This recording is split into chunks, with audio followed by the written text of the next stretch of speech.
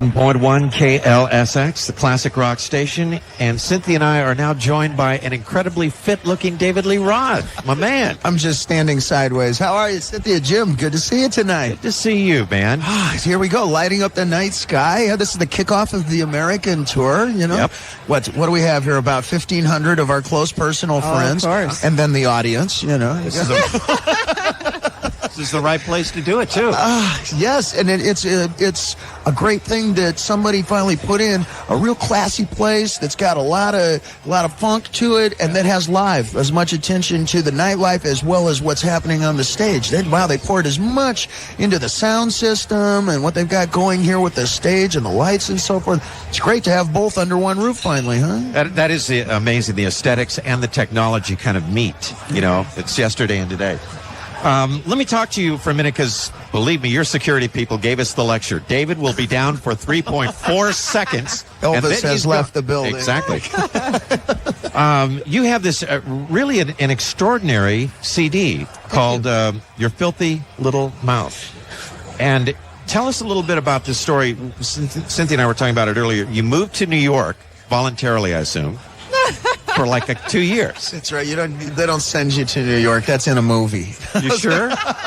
Where they send you to New York, you're bad. No, New York, it's a love and a hate relationship. I have no pretensions that I'm going to screw on a beret and force my little coconut head through a turtleneck and convince you that those are my bongos and that's my poem, you know.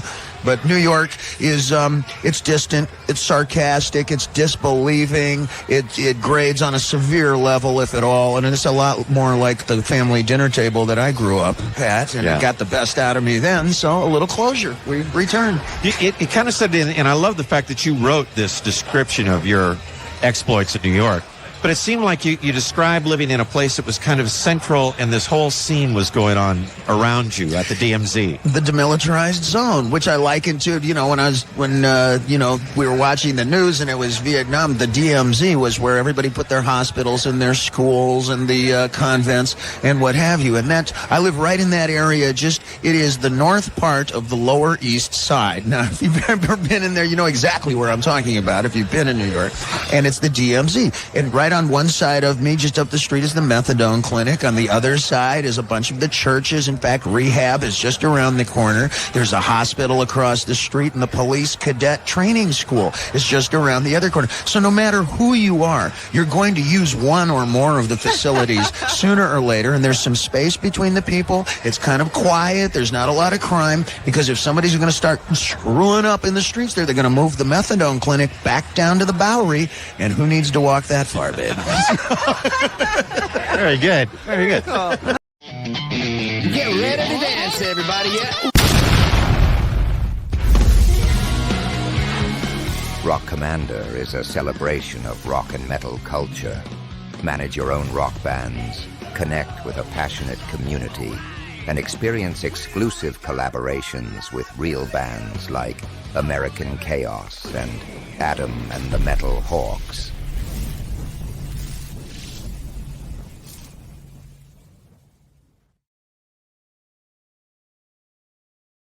That's a succinct reason to live there. Me, I'd rather be by the pool in Bel Air, but hey, you know, wherever you want to do for art, Dave, is you know what it is. It's a crash course. Your world will collide with 17 other worlds right off the bat. You're going to get a lesson in Pakistani social politics in the car. You're going to learn a little bit about New Time China from the door guy, who's not going to give you the trouble on your way into the Spanish restaurant. That's New York. It collides. It barrages you, and I like that. It does. Now, Dave, I have to ask you something, because I really want to embarrass Ladd at this point. Now, we've been doing a lot of great live broadcasts from the House of Blues. And so far, Ladd has his perfect record going, where it seems like every single time we do a live broadcast, somebody from the stage will mention Jim Ladd's name and dedicate a song to him. Sorry, Dave. So if you could maybe, Sorry, Dave. Oh, yeah. Because otherwise it's going to break his heart. It's going to break his heart. If you don't say something before Just a Gigolo for Jim Ladd, I think he's really going to be crushed. I think we can set up. This is not the kind of show where it's, where it's hard to find me. You know where I work. You know, this is not. In fact, we're already been taking requests. I got one earlier here. Let me just read this. Nope, I'm going to sing anyway. So, Well, Your Cynthia, request is easy. Thank you very much. Thank you. just want you to check the brakes on your car, darling. Oh, come on. Jesus, thank Come you. on, Is we my have face to red build- now or what? We have to build his ego. We have to. We All have right. to. That's the only reason I'm here. Oh, come on. Tireless promotion is the American way. Jim, wise up, man. There's nothing. This is where Rolling Stone magazine will kick your butt if you refuse to promote yourself. The next thing you're going to tell me is- do an interview now, huh? Okay, Mr. Big Lad. Yeah. Oh, yeah. So what are you going to tell me? The 60s are over or what? I don't know. I'm part of one of several generations who are still trying to drag it out.